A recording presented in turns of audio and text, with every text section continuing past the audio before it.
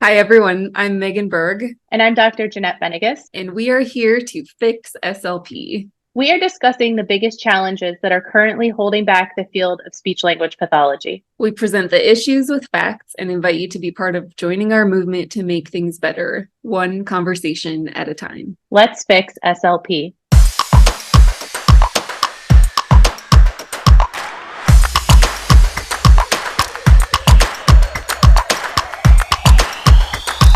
Hello, everybody, and welcome back to the Fix SLP podcast. This is episode 4. This is Megan Berg, and I just want to start out with kind of a quick recap of what's happened so far. So right now we have over 4,000 Instagram followers at fix.slp, and that's amazing. We really believe there's strength in numbers, especially with what we're trying to accomplish and the message that we're trying to send to the ASHA Board of Directors. And so if you don't follow us on Instagram, you can find us at fix.slp. If you already follow us, we really appreciate it when you share our work in Facebook groups or sending it to your friends and colleagues, so we can continue to grow that number. I wanted to let everybody know that the ASHA Board of Directors member at large, Dr. Treasurer Williams Wood, is going to host a weekend question and answer on her Instagram page. So she, as the member at large, she was voted by SLPs to join the board. She, like every board member, is a volunteer. She's serving a 3-year term. This is her first year. And her role on the board is basically to share with the board the concerns of the members. And so she is a wealth of knowledge about how ASHA works. She's in all of the rooms. She goes to the meetings. So I highly encourage anyone who has questions to ask her a question this weekend, and we're going to post some more information about that on our Instagram page about how you can find her. So again, just like a quick recap of how ASHA works and the steps that we're taking at this point. ASHA is a very large nonprofit organization. Like a lot of those types of organizations, it's very disjointed. It's very inefficient. You have kind of this process of trying to run it in a democratic way where you have this board of directors that's volunteer that rotates on and off. Like we talked about in the last episode, by the time they figure out what's going on, like their term's almost up. So historically, ASHA has really been run by academics, people with their PhDs, people who maybe haven't touched a patient in years, and ASHA just doesn't get a lot of like loud, clear, organized, cohesive, grounded feedback from active SLPs. So that's what we're trying to do. And I think like when I started this, the best solution in my mind was to get rid of the CCC, but it's so ingrained in SLP culture that I think that's going to take a while if it were to happen. I don't think it would take forever, but it's going to take a while. I think another option that people have considered is legal action. And I would say that's like far on the other side of the spectrum. And that's what we're going to talk about today. But first, I wanted to introduce Brooke Richardson. Brooke's joining us in lieu of Jeanette today because Jeanette is still traveling. Hi, Brooke. Hi, Megan. Thanks for having me. Yeah, just tell us a little bit about yourself so people know who you are. Sure. I'm Brooke Richardson, and first and foremost, I'm a clinician. I've been a medical SLP practicing in the United States since 2009, and that's actually, I think, the year I got my C's as well. And I'm also an educator, so I have the Modern Med SLP, which is where I provide continuing education for other medical SLPs. Awesome. And we were just having a really interesting conversation this morning. Yeah, we were. We were. We were talking this morning about the idea that if the CCC went away, would that mean that SLPs would just go buy other certifications? Yeah, and I've been seeing people comment that they would rather use the money from the CCC and instead spend it on a certification that would help them stand out because they're saying like everybody has this certification, so I would just get a different certification. And my question has continued to be, and I'll ask you this now, like why do you think the SLPs are so drawn to certifications? This is something that's really interesting to me, and I don't really know that I have the answer, and certainly don't want to speak for anyone else, but thinking about myself as a clinician many, many years ago, I could see the appeal of having this laundry list of certifications on my resume, thinking that that would make me really stand out from the crowd. I'm certified in this, and this. I think at one point I had a few different certifications that were required by employers on my resume. And really, this belief that I had that maybe I'm a young clinician or I don't have as much experience. That's what I mean by young, not necessarily age. Maybe I'm a newer clinician. I don't have a lot of experience, but hey, if I have all of these certifications, they're really going to make me stand out against anybody else who might also be a newer clinician, or even somebody who's more seasoned and has more experience but doesn't have these certifications. Maybe that'll help me get my foot in the door and get this dream job, whatever that dream job would be. So I don't want to speak for anybody else, but I do wonder if there's a little bit of this belief that maybe the more certifications that someone has, the better qualified they will appear to be to a potential employer. And maybe some people really have the belief that certifications do make them better qualified. It's not just something on a piece of paper. Curious to hear what you think. I mean, I'm definitely going to piss some people off right now by saying what I'm going to say, but I'm just going to say it because it's what I think. And maybe down the road, I'll change my mind. But right now, I feel very strongly that certifications are a get rich quick scheme. And I'm saying that as a business owner, I think you or I could easily come up with a certification tomorrow that we could sell, and we could market it in a way that was like, you'll get paid more, you'll know what you're doing more, and all of that, and people would buy it. Mm-hmm. And I think that that's a huge problem, and it's a cultural problem in our field, and not just in our field, but in a lot of fields. And I think one way for SLPs to think about this is like, there are other ways to help people learn things without selling a certification. And so, like, if you have learned something from somebody, or you've learned like a very specific therapy treatment approach, even something like very specific like NMES, like, you can say that you've been trained in that approach, or you can say I've completed coursework in this. There's no reason why we have to be using the word certified or using certifications as products, because business owners know that they can sell the certification, and then they can say, okay, in order to keep this valid, you have to keep paying me for multiple years at a time. And there is some validity to that.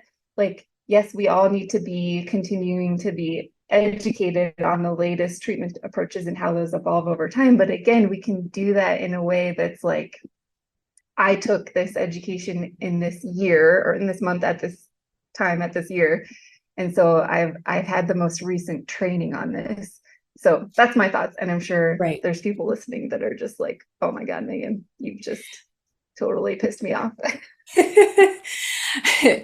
I think too that the more that we talk about having certifications, we go to an employer and we say, I'm certified in one extra thing. Now I'm certified in 6 things. And last year I was certified in 5 things. I think the more that we convey a sense of importance or legitimacy of a certification product, the more that employers are going to buy into that. And they may get this, what I think is incorrect belief that just because somebody is certified in something makes them competent and qualified. And I think that's a really important distinction for us to make as individuals, and really be honest with ourselves about certifications and even continuing education courses. They don't always make us competent, right? They might just be a really great starting off point if it's a really quality continuing education course.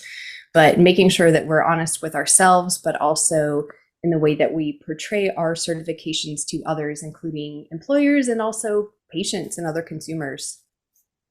Yeah. Yep. Another thing is, I really do worry about this lack of oversight of any certifying body. You were saying just a few minutes ago that businesses could create any sort of certification product. So this lack of oversight, whether it's for a for-profit or not-for-profit business, I think it's really concerning. So for example, why does an SLP certification not include requirements of DEI, for example, which is an incredibly important topic when we're talking about taking care of the people that we serve? Who decides what should be included in a certification? And how much do I value or trust the opinion of the person who makes that decision for me?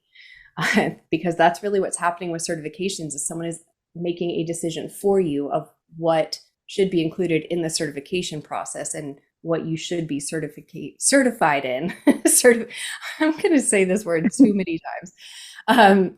But, I'm also seeing this from a med SLP space. I don't hang out as much with the education or pediatric SLPs.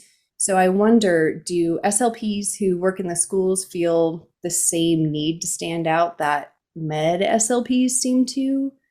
Like I said, I'm really hanging out in the med SLP space, and something tells me it's a lot of med SLPs that really feel this need to collect a lot of certifications, but I don't know that for sure. Yeah, I think it's any area that is not as adequately covered as it should be by the Council of Academic Accreditation Standards. So what I see happening is certifications in the MedSLP world, certifications around autism, certifications around feeding and swallowing in the pediatric world, like anywhere where like we feel a little shaky in our training and like we're not quite on solid ground when we graduate, those are the areas where I see companies stepping in and filling that gap. And some of those intentions are, there's just different intentions there. So, and I think it's hard when we talk about regulation because yes, or accreditation, because there are other companies that will accredit a certification, but they'll accredit anything. Like you pay them and like you go through their process and then you get their stamp of approval. And those are not groups that are run by SLPs. They're groups that are, they're accrediting anything from like how to run a tanning salon, like it's just there's no SLP body that's regulating it. But then at the same time, I feel like this desire for control and regulation is how we got here. So like first we needed the degree, and then we needed a national certification, and then we needed a state license. And now ASHA is talking about board certifications. And it's like, where does it end? Like the regulation is never going to end. And we're just going to keep going and going and going and trying to put more and more constraints around it when really it's SLPs who are needing to regulate this. And so like if we are talking about the CCC or any certifications, we should be holding those companies accountable to prove that their certification actually has evidence behind it, that it's improving our skill set and it's improving patients' lives. And I think like one thing to keep in mind is a lot of people are against even like state licensing boards, like the Obama White House was against them. And they had some valid reasons for that because it's not a perfect system and you end up with lots of different regulations that don't match and it's hard for people to cross over into different states. And, there are some problems there. But in Australia, for example, the only thing required to work as an SLP is a degree. Like that's it. Like they don't, there's not this state licensing board stuff. There's not this certification stuff. And we're going to be talking about that on another episode where we'll bring in some Australian SLPs to learn from them about how they do that. But I think like at the end of the day, there's no perfect system of regulation. And when it comes to certifications, we as SLPs have to be aware that they are products and we need to be holding companies accountable and really getting very curious about how they came up with their certification, why it's a certification and not just a set of coursework or training that doesn't necessarily need to result in a certification that needs to be maintained. And really asking like, what money and time have you invested in doing the research to actually have evidence to show that this is this is going to improve things for me and my patients. And if they're like, oh, like we're just getting started, we don't know that information yet, that is bullshit. Like they need to do the work and invest the time and money to do that before they're selling any product to anybody. Right. So, And I think the same is true for people or businesses or organizations that aren't just starting out, right? Just because someone is starting out, they may not have evidence that there's benefit to a certification, but we also need to hold anybody who's been doing this for a long period of time accountable to show us that there's evidence that there's benefit to being certified. And I liked what you said a couple of minutes ago. It made me think about the onus being on the clinician as a consumer of something like continuing education or a clinical tool, a test, anything like that, where we have to, as individuals, appraise the evidence and decide if there's evidence supporting this therapy technique, course, product, test, whatever. So we should really also hold ourselves accountable for determining the same thing for certifications, which they might have all of this beautiful glitter and sparkles and everything that we think they add to our resumes, but really trying to take a more objective approach and remove our feelings from it and really start to ask more questions. That's kind of my personal and professional soapbox for the last 8 years or so, is really learning to ask more questions myself and also encouraging our fellow SLPs to ask more questions, whether it's in clinical practice, in life, including professional things. mm-hmm. Absolutely. And I'll just like tack on here before we move on to our actual topic. Like if anybody disagrees with anything that we're saying today, that's okay. Like we can disagree. We can ask hard questions. We can have different perspectives and totally different experiences. And all of that is valid. And that's what the Fix SLP platform is about, is like, SLPs feel so disenfranchised, so silenced, so like they don't get to decide for themselves anything. Like everything's just kind of so tightly regulated and forced upon us by an association largely run by academics that like we've lost. Like for example, when I reached out to Treasure, the member at large, my first question to her was like, are you allowed to talk to us? like even I didn't feel like we could even have a conversation. And so if you're listening to this, know that you can ask hard questions, dumb questions, easy questions, maybe offensive questions. Like you can ask all the questions and you can get really curious about why things are the way they are, because unless we have a lot of SLPs doing that, we're not going to get anywhere. And then I also understand that a lot of SLPs are burnt out and just don't have the energy to ask those questions. So yeah, all of that is valid. All right, so we are going to be talking about some court cases today. 3 court cases in particular. 2 of them are not a direct parallel to what SLPs are going through with ASHA, but both of those cases offer insights into how the court system works. And like I said earlier, I think there's so many ways that SLPs can try to approach change in our profession. And the path of least resistance, and the one that Fix SLP is most supportive of, is open conversation, communication, and transparency with our national association.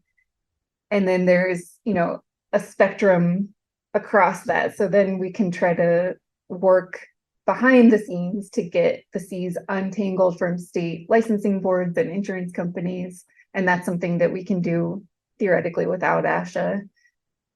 And then on the far other end of the spectrum is legal action. And what I want to really highlight today is that the court system is very flawed and it doesn't always result in justice. And so, I think it's just important to explore the history of when these types of cases have been brought to the court system and how that's gone. So we'll be talking about Talone v. American Osteopathic Association, and this is a situation where a group of doctors filed a class action lawsuit against their national association for requiring them to pay for both the association membership and their certification status, and they won their case in 2018. We're going to be talking about Bogus, the American Speech Language Hearing Association. This was a case in the 1970s where an SLP attempted to try to bring this class action lawsuit against ASHA for requiring membership to the association to obtain the Cs. She lost her case, and we'll talk more about why she did. And then we'll talk about the Association of American Physicians and Surgeons Incorporated, the American Board of Medical Specialties. And this is where basically a bunch of physicians and surgeons tried to remove board certification requirements from insurance and employment requirements. They had a very long battle with a lot of appeals, and they ultimately had their case dismissed a couple of years ago. So 3 different cases, very kind of similar themes. All of them kind of point different ways, and that's what we're going to talk about today. I 1000% am not an attorney, and you couldn't pay me to be an attorney. And so I'm going to say things that are wrong, or I might not be interpreting everything correctly, but I've done my best to learn about these cases, and I'm going to present them to you now, and Brooke and I will discuss them along the way. I'm also not an attorney, but I've watched them on TV on Law Right. and Order a few times. I feel like you need to insert the Law and Order theme song and sound effects here. All right. So first we've got Talone, the American Osteopathic Association. So basically, my interpretation of this is that a bunch of osteopathic doctors got together and decided that it was bullshit, that in order to be board certified by the association, they had to pay an annual association fee. So this is a similar situation to SLPs in that they have a national association that also sells a certification. It's also a little similar because the ASHA website right now, you can't individually purchase the certification or individually purchase the membership. I think you can call them though. So there's like, they aren't quite like being illegal because they have that call-in option. But the doctors argued that the association fee had nothing to do with the certification and that it shouldn't be required in order to maintain the certification. They had lots of other arguments tossed in there as well. Like they were saying that this stifled competition. So the doctors were forced to pay those fees, so they were less likely to join other association memberships. And I just want SLPs to know, like, ASHA is not the only association that you can join. Like, there's the National Black Association for Speech Language Hearing. They do amazing work. Anyone can join. There's your state associations. There's the Dysphagia Research Society, and probably tons of other ones that I just am not aware of. So in a similar vein, like because we're all having to pay $225 for the Cs and for ASHA membership, we're less likely to join those other associations. So that's very anti-competition, and that's what these doctors were arguing in court. They also had some other weird things going on. Like they pointed out that the association had promised them lifetime certification. So like they wouldn't have to just keep paying for it every year. Like they would pay for it once and then be done with it, which is really what the Cs should be. Because I mean, if we're going to have them at all, it should be a once and done thing, because we have state licensing boards that are regulating CEU, making sure SLPs are taking the CEUs every year. So like having to pay for the Cs every year would be like having to pay your university a fee to keep like your degree in active status. Like it doesn't make a whole lot of sense. So in this case, the American Osteopathic Association, they concealed the fact that doctors would have to pay to be part of the association in order to get the lifetime certification. So their fee eventually increased to be double the competitors' association fees. So they were paying about $683 a year for the association fee, just so that they could maintain their certification. And that resulted in about $20 million of revenue with no added benefits to members. And just for reference, ASHA reported over $70 million of revenue in 2021. And I've heard that it's more like over $80 million at this point. Wow. So, and also I'll just interject here, like I used to think that ASHA totally knew what they were doing. Like they were like, yeah, like we're gonna make it required and like we're gonna have all this big budget. And like I feel like I'm shifting to thinking and realizing that ASHA is just I don't think they realize what they've done, because it's run by a lot of academic SLPs who are like, well, what would we do without, like, how would we regulate it without a certification? Like, how would we know that people are trained to do what they do, even though we have a degree for that? But now I'm realizing like it's just so disjointed. There's this inefficiency with the board system, which is what it is. Like that's never going to go away. If SLPs like us are not screaming at the top of our lungs that this is dysfunctional, then it's not going to change. And other people have said, ASHA's pocketing millions and millions of dollars, and like we've said over and over, there's no direct tie between the budget of ASHA and like the pockets of the people who work there. Like, yes, the C-suite individuals make a lot of money, but so do C-suite individuals everywhere that are managing this large of a budget. Mm-hmm. And so they're an association that's like, oh, like this is our budget. We're going to like spend the money. Like we're tasked to create a budget to spend the money responsibly. They're not necessarily thinking through like, why is our budget so much larger than like APTA, even though they have quadrupled the number of therapists in the United States? Like they're not thinking through these things like we are. And so we just have to be very clear and articulate our case in a very grounded way to help them understand that this volume of revenue is not normal when we compare it to AOTA or APTA. And I don't think that ASHA would have a problem. Like, let's say we started going down this long process of getting rid of the Cs and the budget went down, they would just deal with that like any other organization deals with it. Like the budget's going to fluctuate, and the organization is just tasked with being responsible with whatever money they have. So that's just a side note.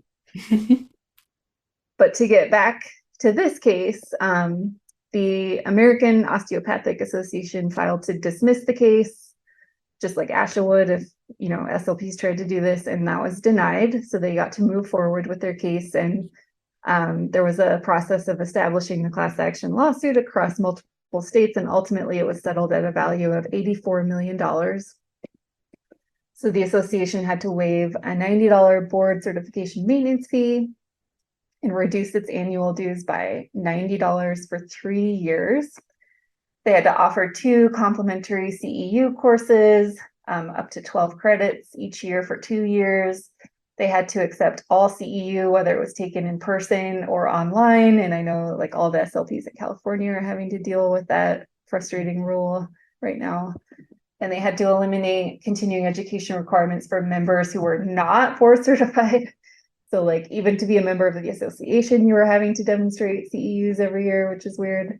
The association had to contribute not less than $2 million in funding annually to the osteopathic awareness campaign for 2 years. And then they had to establish an independent and private DO task force for a minimum of 3 years. So this was a case. Oh, go ahead. Do you know what the osteopathic awareness campaign is or was? Is that separate? No, or is I that don't related? know. I don't know officially, but in my mind, I imagine it to be like a campaign that's like, what are osteopathic doctors and like, how can they help you? And then I was thinking like, nobody knows what speech therapists do. Exactly. That's Either exactly we where I need was to going with change the this. name, yeah, or we need ASHA to really do a great job of marketing who we are. And that just isn't happening. So that was my assumption, is that money was going towards the campaign that would help promote what that profession does, which is what we need as well. Interesting. Yeah. This is a court case that is interesting in that it was the first time that this concept of tying the association fee with the certification was found to be illegal. That hasn't really been the precedent so far. So it's just interesting that this was a fairly recent case where the association lost the class action lawsuit. Did you have any other thoughts, Brooke, before we move on to the next one? No, just I definitely see some things that feel very familiar to my experience as an SLP. Really an interesting case. Yeah. And I would be curious, and I tried posting in Reddit, but I just joined Reddit, so I don't have enough like points or whatever. I was gonna go to their Reddit group or Karma. I don't have enough Karma. And I was gonna ask, like, was anybody a part of this? Like, how many years did you try to work with the association to get this resolved? Like, what kind of conversations were held? Like, how did it get to the point of a lawsuit? Because I think Right. it's easy to look at that and be like, oh, that was the first course of action, but I doubt it was. So, Right. yeah, but I don't know. Yeah. I'd also be curious to know more about the audiologists who split off from ASHA and created, is it the AAA? I can't remember. There's so many acronyms. I think it's the AAA. Yeah, That's obviously not a lawsuit we're talking about today, but kind of a related situation. it's interesting because audiologists are facing the exact same frustrations the SLPs are. So even if they left ASHA and they went to AAA, the Cs are still required in a lot of licensing boards and employment requirements. And so they're now in a position of having to choose both or just choose ASHA because it's so embedded in all of their regulations. And I saw a conversation recently where they're like, maybe we should just all go back to ASHA. Like, I think it's a mess over there too. So for any audiologists listening, like we would love to have a conversation with you too, because I Yeah, think it's all tied together. for sure. Okay, we've got 25 minutes to get through the next two, so I'm going to just keep talking really fast. But we're going to talk about Bogus v. American Speech Language Hearing Association. So ASHA has already been involved in the class action lawsuit with the very same argument that those doctors used, including unlawful tying arrangements and the Sherman Act. The Sherman Act came about in 1890, so it's relatively old within our legal system, and it's the foundation for antitrust arguments. So broadly, it prohibits anti-competitive agreements and unilateral conduct that monopolizes or attempts to monopolize the relevant market, which I think a lot of practicing SLPs feel that the ASHA fits into that category, but I don't think that ASHA sees that it fits into that category. I think ASHA sees itself as doing a wonderful thing for SLPs by offering the Cs and regulating things. So again, there's just this huge mismatch of experience that we just need to be communicating to ASHA. So in the 1970s, there was a speech pathologist named Dale Bogus, and if she's out there or if anybody knows her or anything, we would love to meet her. She began a lawsuit against ASHA for requiring membership in order to become certified. So again, like this whole, like I feel like we haven't really budged in 50 years where it's this confusing thing where you have to buy both of them. So she eventually lost the case, but it was really on a technicality. So the district court found no record evidence that she had either sought jobs requiring the Cs or been offered employment contingent upon her holding the Cs. So they decided that she didn't really have a professional necessity for a CCC and that her dues paying association with ASHA was entirely voluntary. And the court stated that since plaintiff Dale Bogus was not herself coerced into ASHA membership by the professional necessity of having a CCC, her out-of-pocket losses, including membership dues and initiation fee, were not sustained by reason of ASHA's membership practices, and accordingly, she lacks standing in challenging these practices. And so, again, this is like how dumb the court system is sometimes, because I'm sure at the time, and especially now, like you need the Cs because of employment requirements and insurance. And that's why 98.7% of ASHA members pay for the CCC. And like, just to be clear, like you do not get that kind of number unless it's voluntary. That is just not how free markets work. And so, interestingly, the court also stated that although the CCC is a generally recognized symbol of competence, it's not the only professional credential which ASHA issues. ASHA will evaluate the education and clinical experience of non-members and issue a so-called equivalency statement, signifying that the non-member meets the educational requirements for certification and is therefore eligible to participate in various federal healthcare programs. While this equivalency statement may be helpful to speech pathologists desiring to participate in federal programs which require it, there is insufficient evidence on this record to find that it is comparable to the CCC.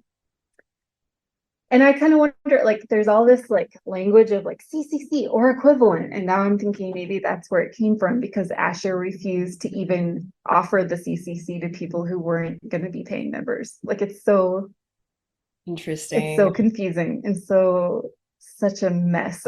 But again, like you can see how academic SLPs are like, oh, this 100% makes sense to us. And practicing SLPs are like, WTF, like this does not make any sense. Yeah. This lawsuit is interesting too because I've seen a lot of chatter online in SLP spaces where people say, well, I'm keeping my Cs, my current employer doesn't require them, or my state doesn't require them, or I'm not practicing right now is usually, I think, where it is, because I do think a lot of employers do in fact require CCC or equivalent, which, like you just said, is very confusing language. But a lot of people don't want to give up their CCC because they're worried that if they get laid off and they need to search for a new job, or they have to re-enter the workforce because their life circumstances change, that they are not going to be able to find employment if they don't have the CCC, which, I mean, really ties back in to this lawsuit. Absolutely. Yeah, I don't think anything's changed since the 70s.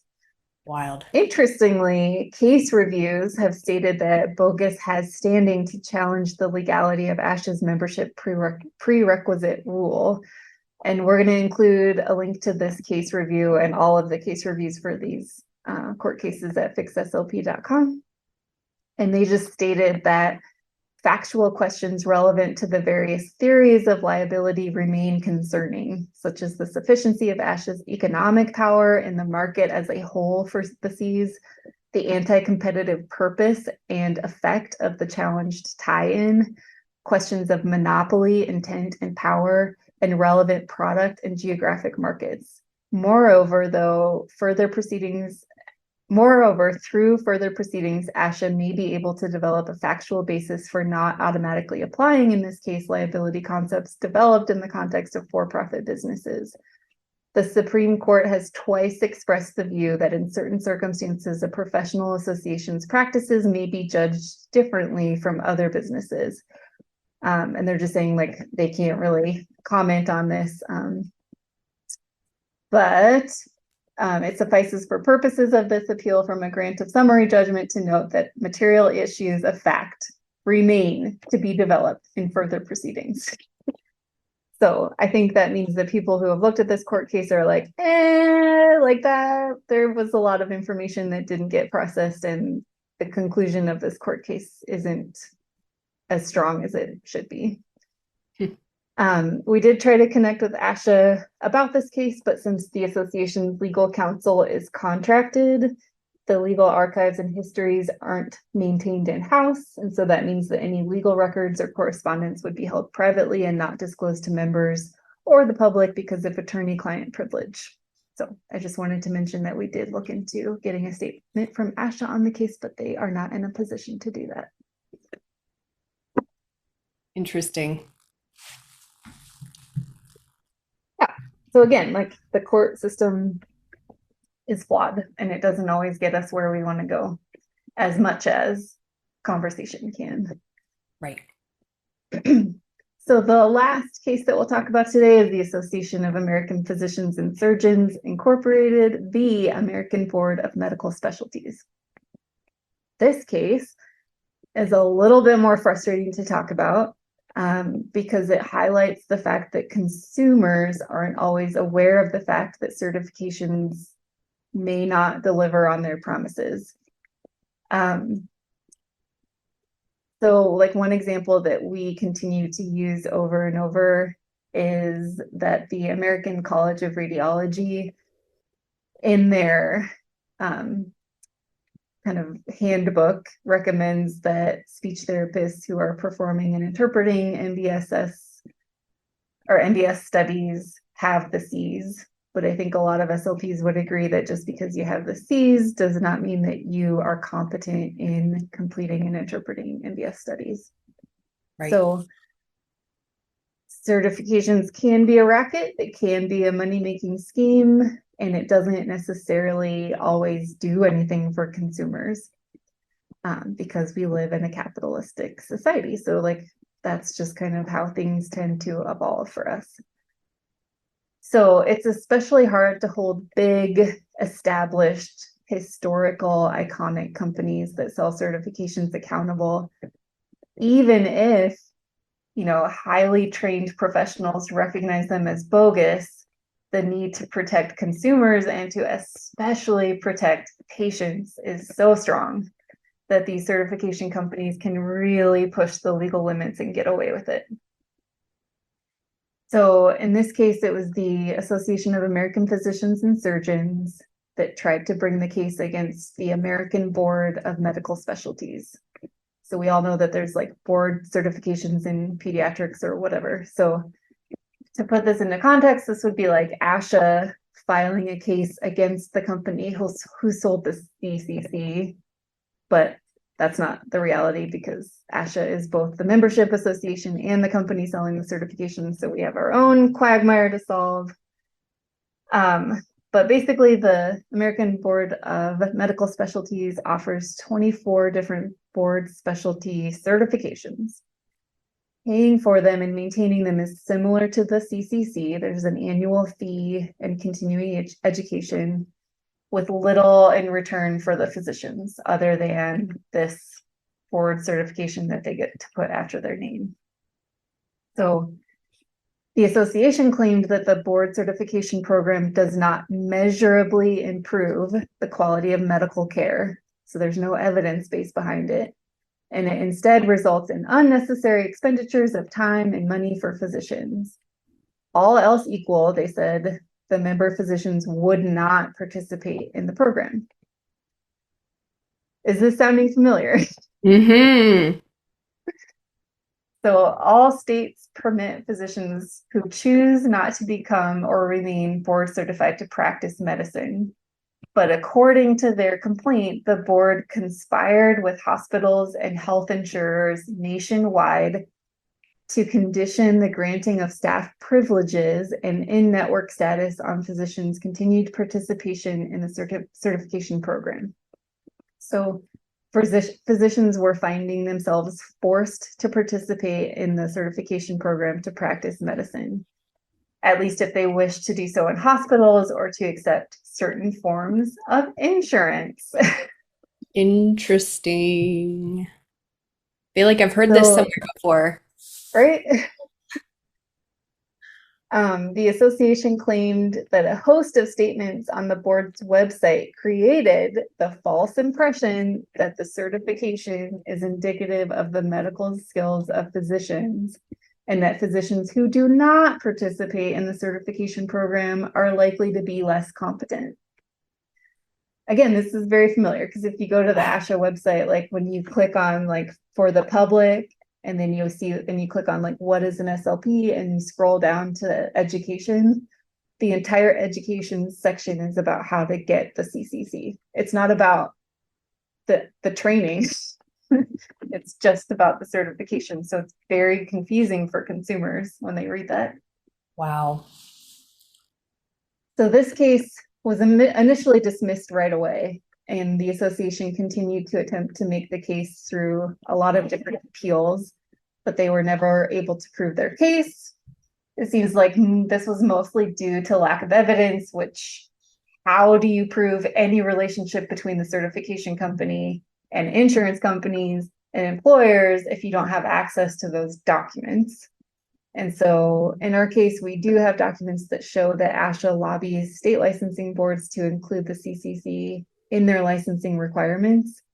And really, ASHA isn't doing anything untoward. Like, they've been told by the board to do that. And like academic SLPs have told the board to tell them to do that. So they're just doing what they're told. And we need to say, like, no, we don't want that anymore.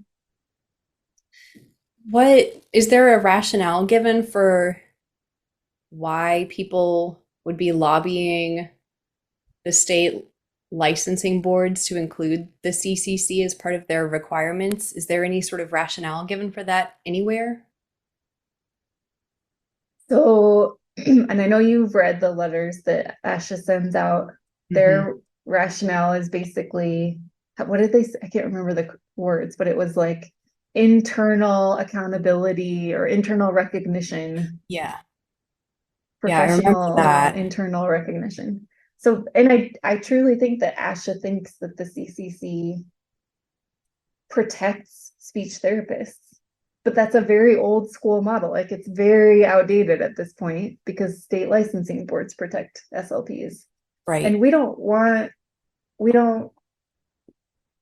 and I'm speaking for Fix SLP, not all SLPs, but like the money spent on regulating the CCC should be spent on the CAA, the Council for Academic Accreditation. It should be spent on like, how do we know for sure that the requirements put forth for grad schools to meet are solid and that speech therapists are getting the education they need? Because I think a lot of SLPs are like, our degree is not enough. The CCC is not enough. Like, there's all these gaps that ASHA is just completely not even seeing, again, because most of the big voices there are not active clinicians. So I think the rationale is we are protecting speech therapists by requiring the Cs, and therefore speech therapists won't have to compete with fake speech therapists, I think is what the rationale is. That's interesting. And then at the same time, they're using member dues, which technically, well, member and certification dues, it's all very it's a very tangled web, but using those dues and fees and money, just generally speaking, to lobby to keep the CCC in place and expand sort of its authority to the state level. Yeah, that's really tangled. Yeah. Yikes. And if you're ready to feel your skin crawl, I want to read out loud the board certification company's response to the outcome of the case. And I want every SLP listening to imagine that this is ASHA saying these words, and I want us to think critically about how, if any litigation path was chosen, ultimately we are removing power from ASHA by giving power to a broken court system that doesn't always result in justice. So as I read this, imagine it's coming from ASHA. The American Board of Medical Specialties is pleased with the recent ruling. The court's ruling validates the importance and value of board certification in supporting physicians throughout their careers, ensuring they have the knowledge, skills, and proficiency to provide high-quality specialty medical care. Moreover, the ruling rejected the claim that the board certification company had engaged in an illegal conspiracy with hospitals or others with respect to their use of board certification. Instead, it observes there are legitimate alternative reasons for hospitals and insurers to require board certification, most notably the provision of useful information to the physician community, as well as the patients, families, and communities we collectively serve. And I thought SLPs will appreciate this quote, which is from a letter by Texas Medical Association President Carlos Cardenas, which was published in the Journal of American Medical Association. He said, board certifying societies are profit-driven organizations beholden to their own financial interests. The certification process is too expensive, requires physicians to take too much time away from their patients and families, and most importantly, lacks sufficient research. to document the benefits to patient care. Many physicians say the information studied and tested has little applicability to their day-to-day practice. And Jeanette and I talked about this in episode 1. We've mentioned it multiple times here. We don't know of any solid evidence that proves that the CCC is any kind of quote gold standard. And so I think that a lot of SLPs do feel that they're underprepared for their first jobs, especially in medical settings like we've talked about.